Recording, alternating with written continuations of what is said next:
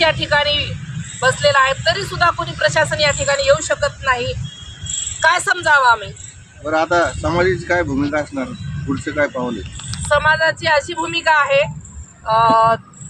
आम्ही रोडवरही आंदोलन करू आणि मुंबई दिल्लीला सुद्धा आम्ही आज उद्यामध्ये जर मोर्चा काढू, भव्य दिव्य मोर्चा आम्ही काढणार आहोत। तर उद्या या परवा दिवशी या रोडला रास्ता रोको आंदोलन करणारे बंजारा समाजाचे पूर्ण, मग कोणी येऊ, मग ते काही बी येऊ, मग कोयते घ्यायचा जर जरूरत पडली तर कोयते पण घेऊ, आणि जे घ्यायचे ते घेऊ। मग आम्ही शासनाला समजून दाखवू की बंजारा समाज किती ताकदवर आहे म्हणून। बरं, आपल्या मराठवाड्यामध्ये आपला समाज ऊसतोड कामगार जास्ती प्रमाणात आहे आणि जी परिस्थिती सध्याला समाजाची आहे त्याला आरक्षणाची गरज आहे, पण आपल्या समाजातले काही पुढारी इथं उपोषणस्थळावर येत नाही, त्यांना काय संदेश देणार? आमचे पुढारी आता कुठं कुठं मोर्चा वगैरे चालू आहे, त्यामुळे कुठं कुठं गुंतलेले आहे, त्याच्यामुळे इकडं त्यांना लक्ष गेलेलं नाही आहे। आणि समाजामध्ये कसे काही लोक प्रतिनिधीने थोडं दोष फेडायचे प्रयत्न करू लागले, ते आम्ही समाजात मिटवू, पण आम्हाला ST मध्ये आरक्षण पाहिजे बंजारा समाजाला, आणि आम्ही बसतो त्या कॅटेगरीमध्ये। जर आम्हाला त्या कॅटेगरीमध्ये नाही घेतले गेले, हे मंत्री बी नाही, संत्री बी नाही, हे सगळं आहे ना, यांना आम्ही डायरेक्ट काढून टाकू। आता जिल्हा परिषद पंचायत समिती पण इलेक्शन लागू लागले, त्याच्यामध्ये एकही बंजारा समाजाची ह्या समाजाला वोटिंग नाही करणार। सर, हैदराबाद गॅजेटनुसार बंजारा समाज हा ST मध्ये मोडला जातो, तर असे प्रूफ तुमच्याकडे सबूत असताना सुद्धा तर आरक्षणाला विलंब का होतोय? मग आता त्यांना समजलं नाही ना अजून, सरकारला आमची भाषा नाही समजलेली आहे, आमची शैली नाही समजलेली आहे। ज्या टायमाला बंजारा समाज पेटून उठेल ना, त्या टायमाला सरकारला समजून जाईल आरक्षण काय भेटतं, नाही हैदराबाद गॅजेट काय राहतं म्हणून। युवक असे आपले युवक असे आपल्या तब्येतीकडे न बघता आरक्षणासाठी इथं झगडत आहे, तर मग जे नेते मंडळी बंजारा समाजाची जे नेते मंडळी त्यांची काय भूमिका आहे? येईल ना, नेते मंडळी येईल, एक आता जुडू लागले सगळे, म्हणजे नेते मंडळी येईल इथं। खूप दिवस झाले ना या प्रकरणाला, आता ते थोडं जागरूकपणा नाही झालं होतं, पण आता समाजामध्ये सगळं जागृत होऊ लागले धीरे धीरे। बरं, आपलं नाव? माझं नाव भरत गोविंद राठोड, कृष्णेटाव नंबर। नाही तर आमच्या समाजासोबत ह्या सरकारचं काहीतरी दोष असावं किंवा काहीतरी रोष असावं समाजावर आमच्या, असंच काही म्हणायला हरकत नाही आहे। आमच्या समाजासोबत एवढं का वैर आहे सरकारचा आणि प्रशासनाचा? शासन आणि प्रशासन हा दोन्ही बी मुद्दामपणे दुर्लक्ष करत आहे आमच्या बंजारा समाज, बंजारा युवक आमचा बांधव।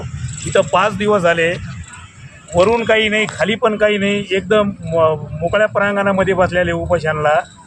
सरकारला थोडी पण लाज वाटेना आणि इथल्या स्थानिकच्या प्रशासनाला सुद्धा लाज वाटेना।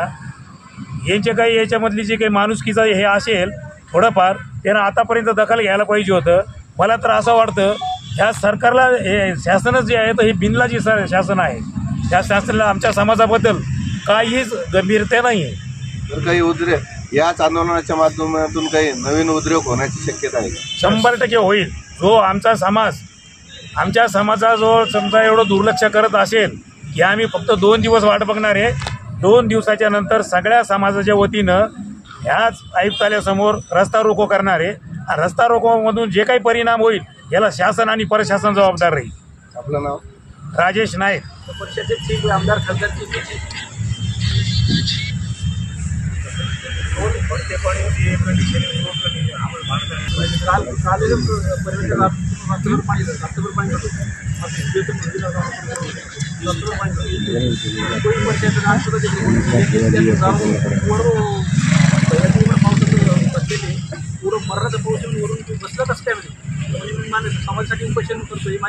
भेट दिली, काय प्रमुख मागण्या आहेत त्यांच्या आणि आपल्याकडून काय काय आश्वासन देण्यात आलं? चर्चा करायला आलो आहे, कारण 4-5 दिवस झाले उपोषणाला बसलेलं आहे, तर त्यांचं उपोषण मागे घ्यावा असा आमचा प्रयत्न आहे। आणि ज्या मागण्या आहेत त्यांच्या, ज्या आरक्षणाचा विषय आहे तो आम्ही शासनापर्यंत पोहोचूया। कारण जे उपोषण करताय वरती छत नाही, त्याच्या पावसा पाण्यात 5 दिवसापासून उपोषणाला बसला आहे, आपल्या प्रशासनाकडून काय दक्षता घेण्यात आलेली आहे? नाही, आपण त्यांच्या मागण्याच्या संदर्भात जो विषय आहे तो आपण शासनापर्यंत त्यांचं निवेदन पाठवूया, आणि बाकी ज्यांच्या तब्येतीच्या बाबतीमध्ये कमिशनर ऑफिसमधून संबंधित विभागाला सूचना दिली आहे। ठीक आहे, थँक्यू। 5 दिवसापासून आमरण उपोषण चालू आहे। पावसामध्ये, उन्हामध्ये तुम्ही बघत आहात, वरून छत नाही आहे, खाली सुद्धा चटईवर झोपलेला आहे।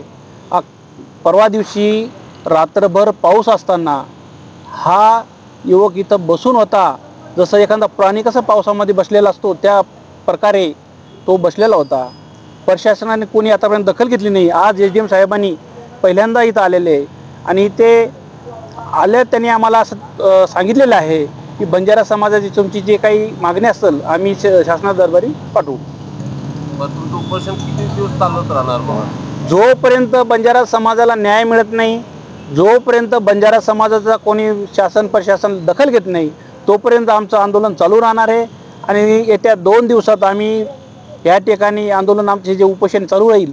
पण 2 दिवसात जर कोणी दखल घेतली नाही तर आम्ही विभागीय कार्यालयाच्या कमिशनर ऑफिस त्यांचं गाडी अडवणार. आता 2 दिवस आम्ही असं ठरवलेलं आहे. आपलं नाव? जयकुमार राठोड, राष्ट्रीय बंजारा सेना राष्ट्रीय अध्यक्ष.